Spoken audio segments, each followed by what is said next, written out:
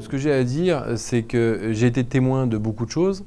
En l'occurrence, il y a des personnes au sein de l'ancienne régie publicitaire qui était Sud Média qui a accusé Radio Vitamine de ne pas diffuser les publicités. En revanche, moi, ce que je peux dire, c'est qu'à aucun moment, j'ai eu des clients qui ne se sont plaints de la non-diffusion des publicités.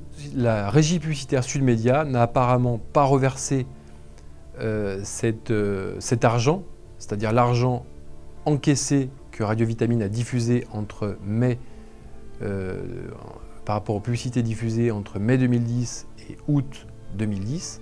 La question que je me pose, comme j'étais l'un des acteurs de l'encaissement au niveau de ces clients, qu'est-ce que les dirigeants de la régie publicitaire Sud Média a fait de cette quote-part et de cet argent?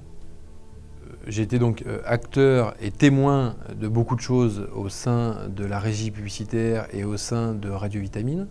Il me semblait normal, en tant que témoin, de faire la demande pour apporter ma pierre à cet édifice et apporter différents éléments aux magistrats. J'ai donc fait différentes demandes par courrier auprès des magistrats qui suivent ces affaires. Ça a toujours été réponse morte, dans le sens qu'à ce jour, depuis 2010, je n'ai jamais été entendu et je n'ai jamais pu apporter d'explications en tant que témoin auprès de ces différents magistrats qui n'ont jamais souhaité et voulu me recevoir. Par rapport à sa personnalité, Lazare Groen a toujours énormément travaillé, c'est un bourreau de travail. En revanche, il n'a jamais souhaité se mettre en avant. C'est quand même quelqu'un qui préside un média important au sein de la région Provence-Alpes-Côte d'Azur. Lazare Groen, pendant toutes ces années que j'ai pu travailler à ses côtés, il n'a jamais souhaité se mettre sur le devant de la scène et toujours mettre sur le devant de la scène soit ses salariés, soit sa marque et son média.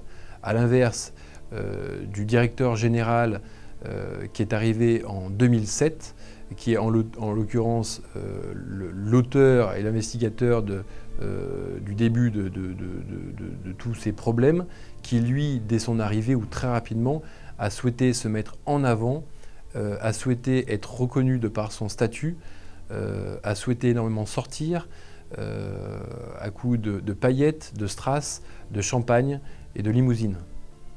Mon sentiment personnel, c'est que Lazare Groen est accusé à cause de nombreuses jalousies. Il y a énormément de personnes qui souhaiteraient être à sa place, de part parce que Radio Vitamine est un média, entre autres parce que ça génère quand même, c'est une société qui est saine économiquement parlant, et qui génère des recettes, et de par ça, ça a suscité énormément de jalousie, et je pense que la jalousie est le fruit premier de cette affaire.